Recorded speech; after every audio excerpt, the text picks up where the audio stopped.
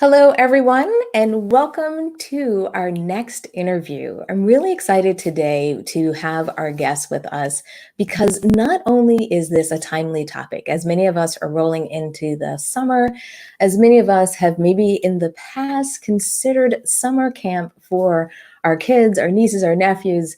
The idea of camping is really a topic on a lot of people's minds. And what I'm really excited about is not only bringing an expert today to talk about kind of how she has kind of adapted her business to the current environment, but also talking about how her camp is really a unique solution for people out there that are really looking for a camp that's going to maybe challenge your kids in a little bit different way, give them different exposure, really prepare them for the role of making a difference in the world. And what I think often when we are thinking about either if you have vegan children or if you have kids that have that activism kind of flair and flavor in them, I thought this might be a good opportunity for us to talk about the work that Nora's been doing, the work that she's been doing with YEA Camp, and also specifically how Nora's been pivoting because of these changes. She's really found some great opportunities and solutions out there for anyone that is maybe looking for a camp solution, as well as many of you who are in the business world may want to hear how different business models are truly finding success and finding other opportunities in this time. So first, let me say welcome, Nora. Thank you so much for joining us today. Thank you so much for having me. I really appreciate being on with you. Perfect. And then what I'd love for us to do, just as we're grounding things, everyone loves to know kind of a little bit of background about our guests. Because we focus specifically on vegan entrepreneurs, a lot of questions always come up on how long have you been vegan? So maybe let's give our audience just a quick glimpse into the fact that how long you've been vegan and what started your journey. Yeah, I went vegan in 1998. Old school. Love it. I learned about what was happening to animals and how bad it was for the environment, and that we didn't need to eat animal products to be healthy. And in fact, we could be healthier if we didn't eat them. And that was pretty much all I needed to know. Back then, I didn't know anyone who was vegan. I barely knew anyone vegetarian. I'd never heard of any organizations. I mean, most of the organizations that we all maybe have heard of now didn't even exist back then. And so I really didn't know what I was doing.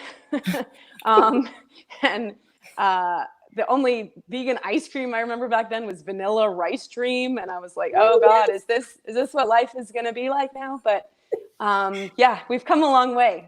A long way. Definitely have come a long way. And it's great to talk to someone who's been vegan so long because you understand the journey. You understand kind of the process, the march, and then also you just a wealth of information. So let's talk about the camp. Give maybe our viewers a little bit of background on when you started, what was the mission, kind of the vision. Maybe we do that foundation, and then I'll jump back in with a couple of questions about how and what you're doing now. Sure. So I started YEA Camp, which stands for Youth Empowered Action Camp, in 2009. And you mentioned, my vegan story of about 10 years after going vegan. And throughout those 10 years or so, I did a ton of activism. And I was really committed to making a bigger difference in the world. And I had no idea what I was doing. I really didn't know where to start. I didn't have people in my life who were training me or mentoring me in how to get started, or have activists who I was learning from, in the beginning when I was just trying to make sense of the world. Yeah. And so I just studied as much as I could. I took every workshop I could find. I did so many different types of activism on the grassroots level, passing out thousands of leaflets, giving talks, writing, doing letters to the editor, so many different things. And along the way, I started volunteering at an after-school program. I taught a class called Animals and the Environment. Nice. And at a middle school in San Francisco where I was living. And we had some students and their parents were asking me if I had suggestions of things their kids could do during the summer. And I started looking around, and I really wasn't finding anything that I was excited to recommend. And part of that was I went to camp as a kid, just a mainstream regular summer camp. Mhm. And I knew there were niche camps, and so I started looking, to see if there was something like that. And I found a few. There are environmental programs and leadership programs, and one of the things that I looked at to understand them is, what is their food? Because to me, if there's a camp that's teaching environmental education, but they're serving just mainstream, hamburgers and hot dogs, Mhm. there's something majorly There's something missing missing. from their critique. Yeah, it's like, Yeah. oh, we're going to test, the local stream for pollution, but then we're going to eat burgers. And, like the superficiality of that critique or that approach wasn't going to do it for me. So, and same thing, I think, with leadership camps. A lot of times leadership is almost like ego driven. It's almost like, how do you have things that you can put on your college application or on your resume so that you can get a better job and make more money. It's not driven by, what do you care about?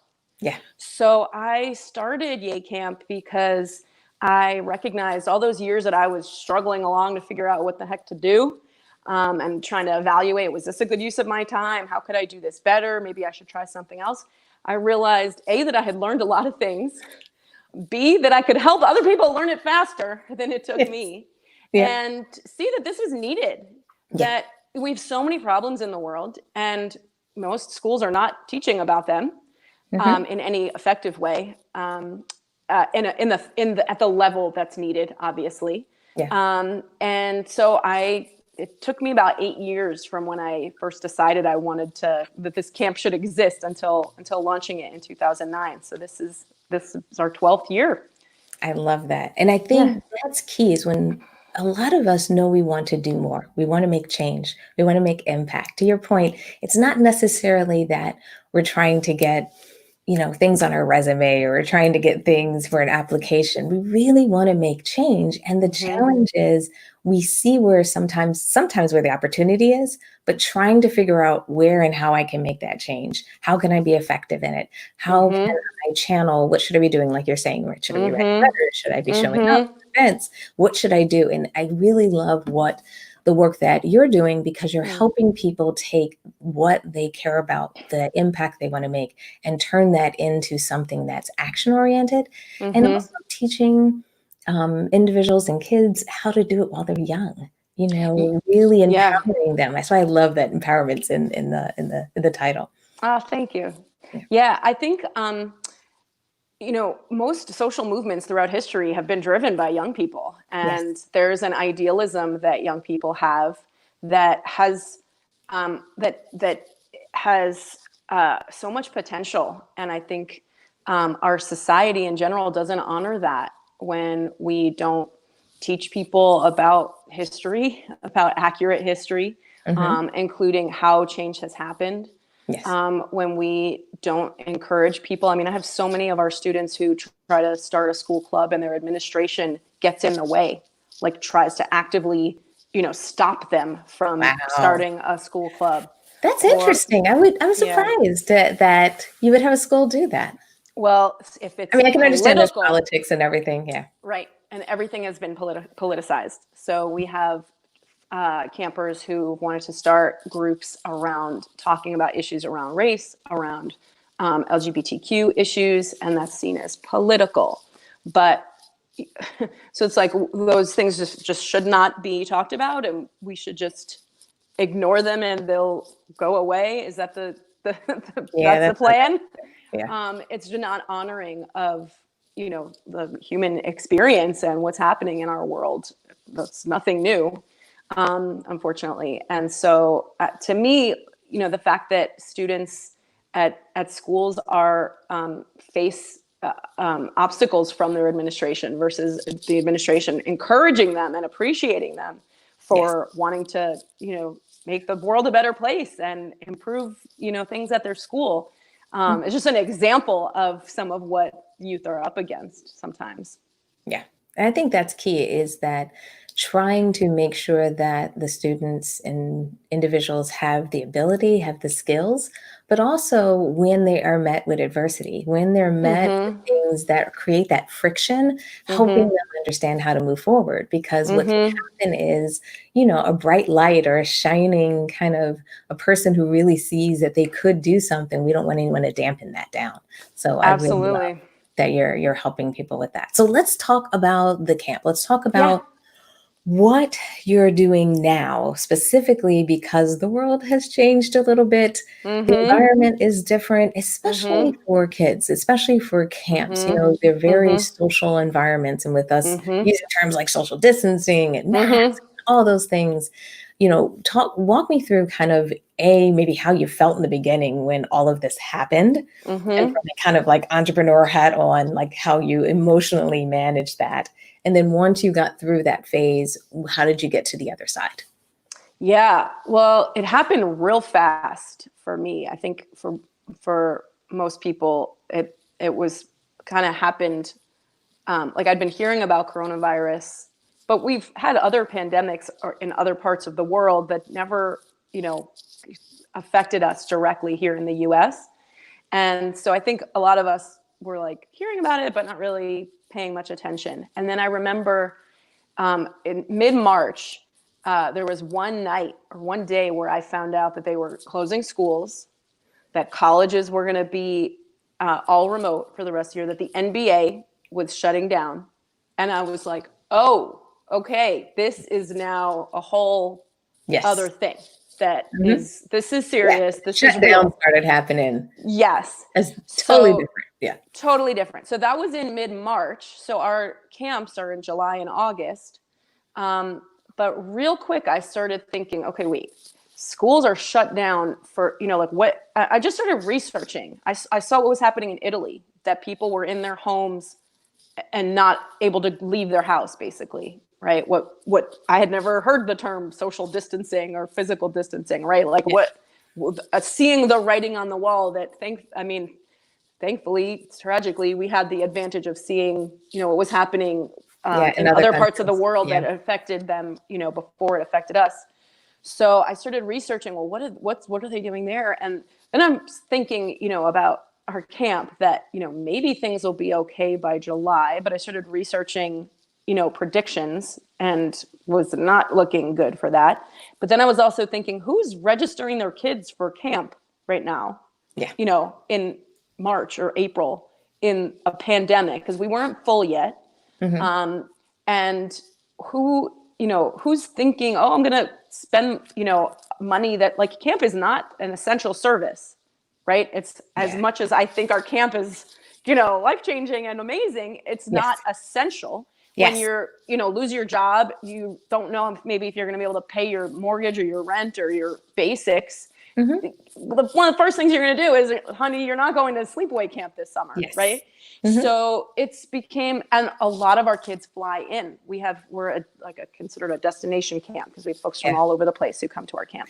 And I think So that's a really good point, that just to point out is that you are a camp that people are flying in, that they're actually traveling to. So not only does it show the dedication that of the parents, and also the kids that are coming, but Mhm. also how unique your camp is and a camp experience.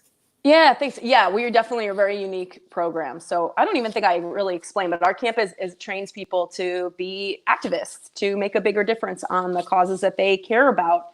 And that is just as needed in a pandemic, if not more so, right? Yeah. But doing that in the context of social distancing, became very clear that even if things were better by July, are people going to be registering? Just the economic, turns of events, and all the anxiety and uncertainty. I was like, it just became clear.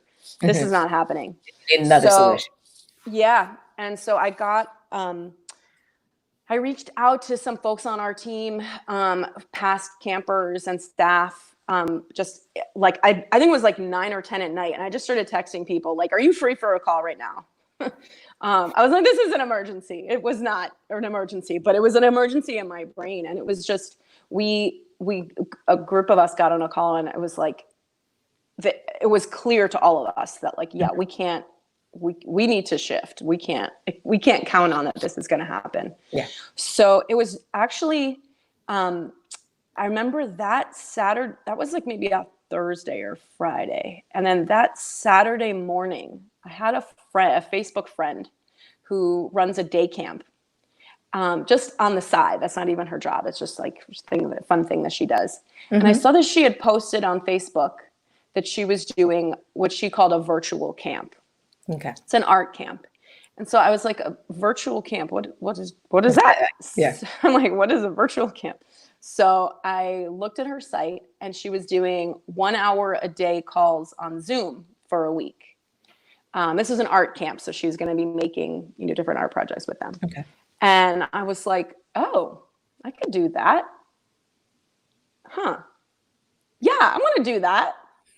And so that day, I saw that like Saturday, maybe like 10 or 11 in the morning. And that day I was like, okay, we're starting classes on Monday. Nice.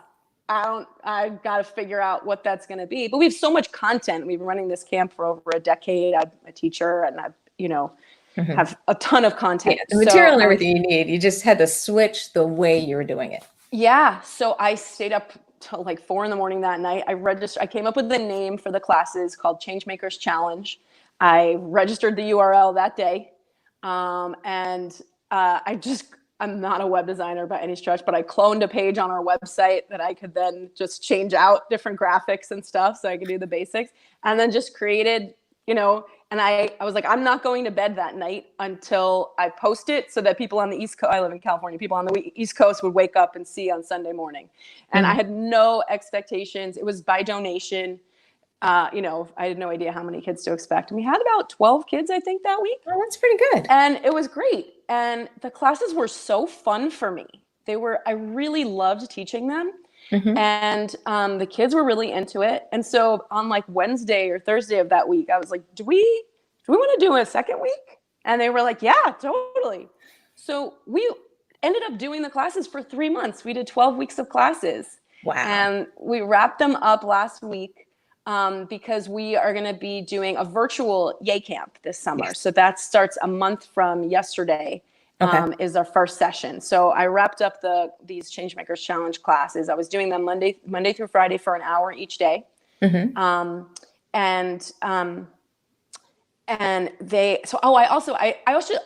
just to back up, I laid myself off basically when we canceled the camp. So I'm on unemployment because thankfully, the government is offering unemployment the federal government is contributing to unemployment at a level where normally unemployment, you can't really live off of that for very long. So that, YEA Camp no longer had any expenses at that point. I'm our only employee normally during the year. So that felt very freeing. Like, that like my salary, is not taking money from the camp because we're not bringing any money in because we're reimbursing all of our participants. Yeah. And any money that we brought in through donations would just keep us essentially from going bankrupt. It would keep us afloat as we're figuring out, what is it that we do now? Yeah. And how do we do it? Yeah. And how do we do it? Yeah. And so, and I love that. I love that you made that strategic decision, because I think as business owners, a lot of times we struggle with how do we respond to these financial challenges, because they're real in our businesses. We have to make sure to keep our businesses afloat during these times. We have to make sometimes these really kind of different moves or edgy moves or things that we never thought we would do before. So I really love that you did that. And then from that, in that time, added this challenge. You use that time and that space to not only get the program up and running, get feedback, see how people enjoyed it, and so forth. I just think that's an amazing way that you kind of not only pivoted during the time, but also came out strong with an offering and something to help kids during that time. Thank you. Yeah, it actually, it's not like, I had this grand vision in the pandemic that we're going to do that. It was like, it just happened really organically that if I hadn't seen that friend post that on Facebook, I don't know if I would have had that idea. And, the fact that she pivoted so fast really inspired me. that, I didn't have like a 5-day, 1 hour a day curriculum for kids that, remotely, but I was confident that I could create something. And it just, it worked out so well. And I think it helped. I know that the classes helped the students and got really great feedback about that. But it also helped me personally to have a schedule, to have like clarity. This is what I'm doing now. Because it was very destabilizing. Like, okay, my job is a camp director, but we don't have a camp right now. And what is, everything that I had been doing was preparing for, everything I'd been doing, was preparing for summer that was going to be happening in a few months. That's now, well, that's not my job right now. So what is my job? What is it that I do now? It was very destabilizing, moment. And I feel so grateful that I saw her post and I just jumped in and went for it without feeling like I needed to have a whole plan. And it just week by week, we just kept adding another class. And then at some point I was like, maybe we went several weeks of being like, should we do one more? Should we do another one? And so it actually made it kind of hard for people to sign up for like longer term because I hadn't committed to them. Yeah. But so then once we did a few, we just kept doing it. And it was like, okay, so then I added 4 more weeks and committed to that. And so it was so good for me to have to be on a schedule, to be accountable to our students, to innovate the classes and come up with classes that worked for, students who were new 1 week and the students who were there the previous 3 weeks or whatever. Yeah. And then during that time, I also was having, and I have been having throughout this time, different planning meetings with folks, past campers and staff about, what do we want to create? Yeah. And so we decided, my first thought was, I didn't think that we would do a virtual camp, that we would just maybe keep offering classes or something. And we actually, one member of our team, Mia, who has been a camper for 2 summers, she actually wrote up a vision of what a virtual camp could be. Nice. And I read it over and I was like, interesting. Yeah. And I Googled like, what's virtual camp? What is that? And I saw what other programs were doing. There's like a tech camp that I saw. And so we've had weeks of calls. And so now we're doing it. It's a month from yesterday. It's official. We're doing 4 sessions. And we've spent a long time really thinking through what's the schedule going to look like. We don't want people to be on the computer all day, but we want to, make sure that we're giving them lots of content and bringing the best of what we do. They have content and then activities that they do off the computer and then come back? Yeah. So, next day? Okay. Well, yes and no. So a lot of the activities, so if you go to yeacamp.org, it's yeacamp.org, you can see our schedule and the full kind of layout. Okay. But we have like throughout the day, very different types of activities. So each day we're going to have a workshop that's a training that either I or another staff member will lead, or we're going to have some really amazing guest speakers. Okay. Which is actually one thing that I've found is that there are some benefits to us doing the camp virtually. Like we can get some guest speakers who maybe wouldn't be available to come, 2 hours out into the woods to our camp. Yes. So we're going to have some really amazing guest speakers. So we're going to have that time. And then we're going to have breakout groups where folks are going to work together on, we're calling them their CTW projects, their Change the World projects. Ooh, I like where that. They're going to, so in their small group, based on the issue that they're most passionate about, they're going to work on creating a resource guide where they're going to learn about the issue that they're most passionate about, and they're going to educate the rest of the camp about that issue. They're going to do a fundraiser. They're going to, as a small group, they're going to choose an organization that they want to fundraise for, and they're going to have the rest of the week to try to raise as much money as they can for the group of their choice. They're going to do an advocacy project. So they're going to choose decision makers that they want to influence. And they're, as a group together, are going to, come up with their plan. So they're going to go make phone calls, obviously on their own, and kind of check back like, oh, I left a voicemail, or, I posted this on social media. For whatever, campaign they want to get involved with that would be pertaining to the issue that they care about. So that's the core like activism part of the camp That's virtually. nice. Yeah. And then we're also Because going it to sounds have very what we're, substantial. That's what I really yeah, love about it. It's very yeah, tangible, and it's skills that they can use later on. It's not yeah, just kind definitely. of, not just the fun stuff. It's really things, I shouldn't say the fun stuff, but sometimes it's just things that are lightweight. I Yes. really love that your stuff feels grounded. It feels like I Oh, learned how thank to you. do this and I can do it again. Yeah, our whole curriculum is based on building knowledge, skills, confidence, and community. So Yes. in that section that I described, they're doing, they're really building a lot of knowledge and skills and confidence and community and working together. But we're also going to be doing a lot of fun things. We're going to have what we're calling free time activities where we're going to have a vegan cooking class. We're going to do yoga. We're going to do a virtual visit to a farm sanctuary. We're going to have improv and arts activism and other things that will be on the computer, but are interactive and engaging. That's in a way that's it doesn't quite feel academic or like school, Makes sense.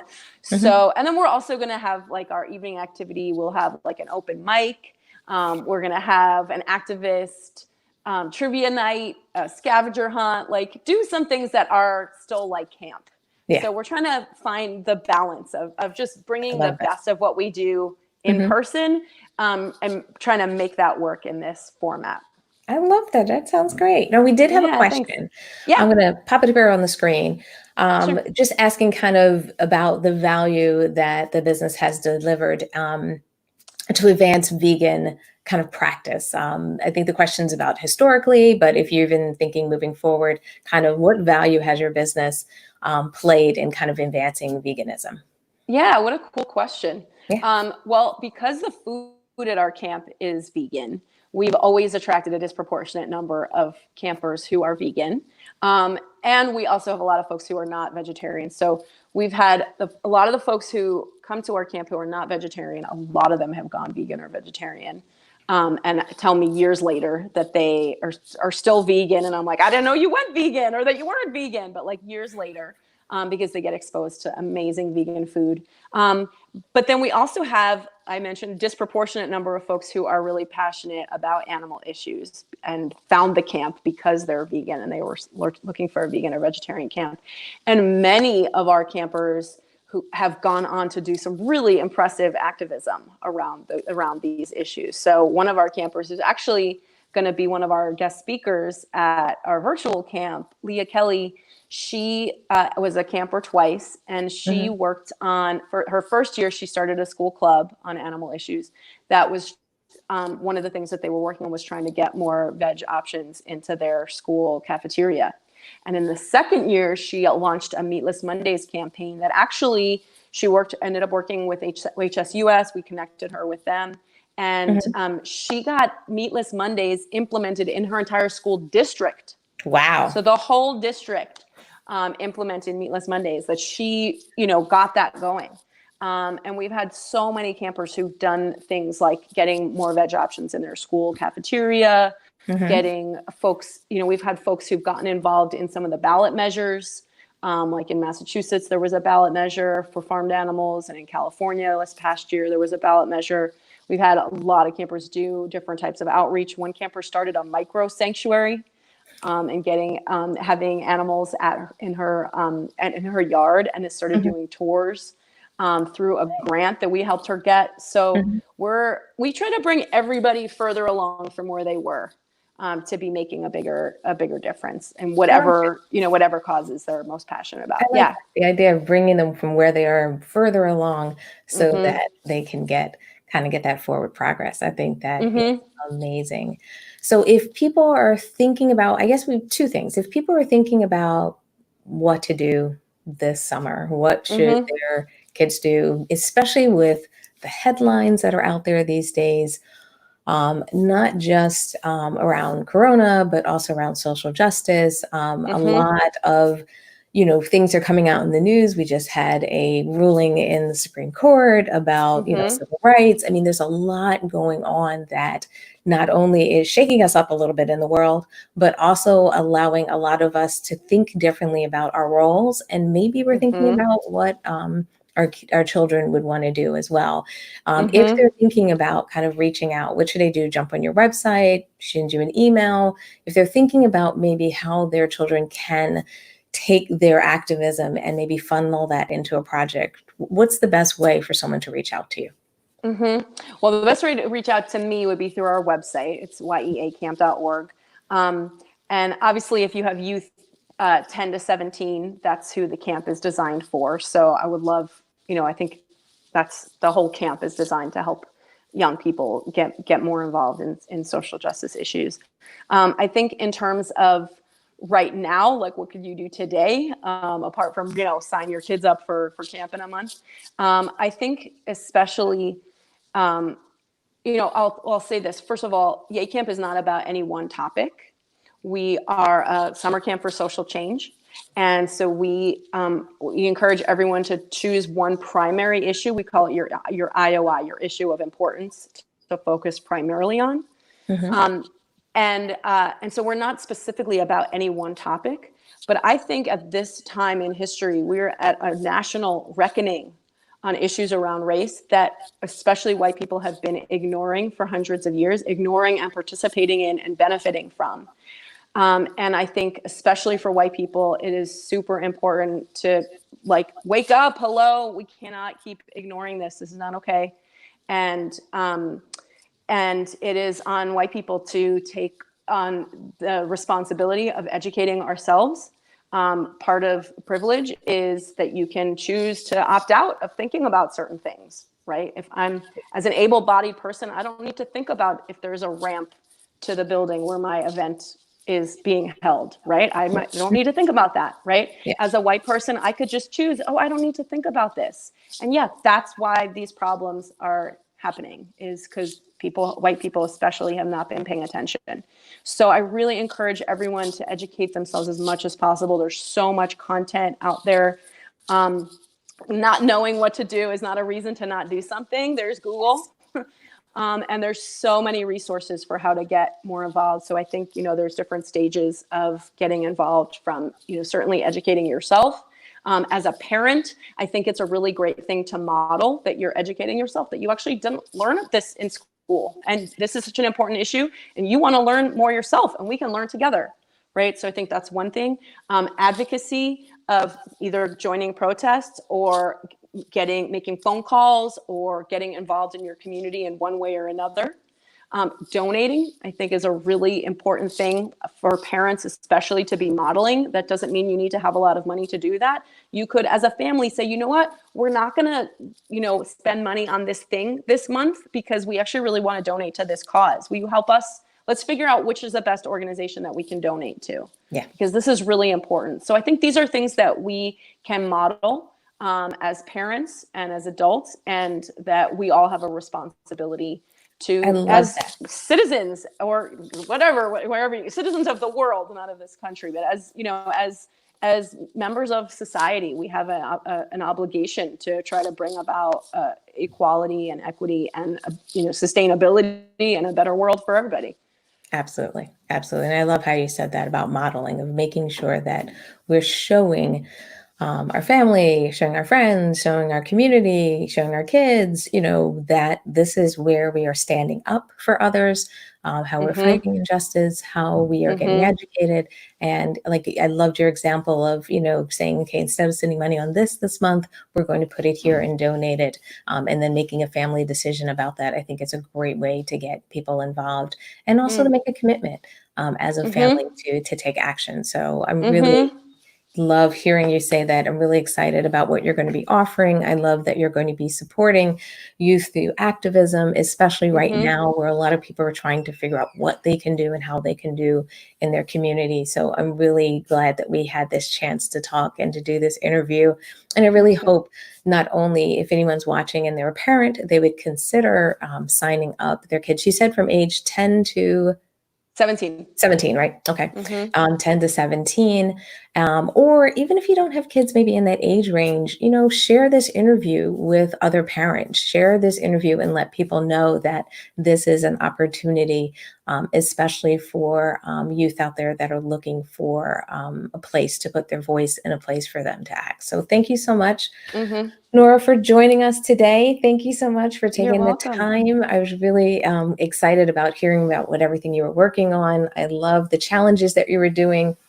earlier in the year. And I really love that you found kind of a really sweet and nice agenda for your camp this summer. So thanks again. Any other final words or anything else you want to share with our audience as we wrap up today? Well, first of all, thank you, Stephanie, for having me and for the work that you do. And just, I think all of us can, can be looking at how can we do better. I'm reflecting for myself, how can I do better? And how can I educate myself? How can I learn? And what actions can I take to make the world a better place? If you go to our website, yeacamp.org, we do have an ebook that I wrote that's called The Beginner's Guide to Changing the World, that is designed more for adults. And we do offer a camp for adults that also is not going to be happening this year in person. But that's just one resource. And I really encourage everybody, regardless of what issues people are most passionate about, whether it's around veganism and animal rights and the environment or racism or many other issues. This is an election year. Obviously, there's so many issues on the table. We need people to get more involved. So I think it's a beautiful thing to get engaged in. How can I make a bigger difference in the world? And so I appreciate that's something that I think your community is already committed to and engaged in, and part of why people go vegan in the first place. So I appreciate the opportunity to even talk about this with folks. Perfect. Thank you so much. Once again, thank you. And I really appreciate all the work you're doing. And I appreciate your time today. So thanks, Nora, for sharing with our audience. And if anyone has any questions or anything, a question just popped in. They said, what's the name of the adult camp? Oh, it's called YEA Camp for adults. And we are unfortunately not doing it this summer, again, obviously because of coronavirus. And we may do it in 2021. That's the current plan. But I'm actually interested in, I mentioned that we're revisiting what it is that we do now, in our work without doing camps during the summer. So I'm really interested in creating programs for adults as well. I mentioned the ebook. I'm looking at creating, I know we're wrapping up, but I have a lot of, I won't go into. Okay. So I'm actually interested in creating, I think we're going to call them like activist learning pods, of like bringing together like a small group of people to work together over the course of a couple months to learn about how they can take action and make a bigger difference on the cause of their choice. So it would basically be like an activism 101 kind of curriculum of learning, the basics of a number of different social problems and how they operate, learning how change has happened over the course of time, breaking it down. So it's not going to be like, read this 500-page book, People's History of the United States. Like, that's great to read that, but we're going to like really try to simplify things. And everything that we do is building knowledge, skills, confidence, and community to be real practical. So learning about, who are your legislators? When are they up for re-election? Do you want them to win? How do you get involved in the political process? How do you, we do a lot about communicating effectively about a cause that you care about. So that's something, obviously, I've been working on animal issues on and off for 20 years, and I still mess up. And I'm like, why did I say that? We just can endlessly improve, our communication skills. So everything that we do is building knowledge, skills, confidence, community over and over and over in all kinds of different ways. So if you're interested in finding out more about that, we don't have an offering right now for adults, except for our ebook that's free on our website. And if you sign up for that, they can get in contact with you and maybe request and request. And if we get a ton of requests, if you guys want it. Yeah, we're really, just to be totally transparent, we're in an inquiry of like, what do we offer now? How can we be of service in new ways? And so, if you go on our website, you can download the book. That'll get you on our email list, or just sign up for our email list, or send me, go on the contact page and you can send an email through there, just info@yeacamp.org. We're taking requests, of how can we be of service, and looking at, reinventing what it is that we do. And I think in some ways this will be really good for us. And it has been really good for us to examine, kind of diversify our offerings and find different ways that we can bring our programs to people that, we could reach way more people online. And in different approaches. So Absolutely. I And appreciate because of that the question. timing right now of where, at least actually, this is really worldwide, you're seeing it where people are really feeling like they need to stand for what they believe in, that people really feel the call, that it's really exciting to maybe be able to tap into yourself, your resources, so that people can continue to funnel some of that energy, excitement, concern, sadness, and really turn that Mm-hmm.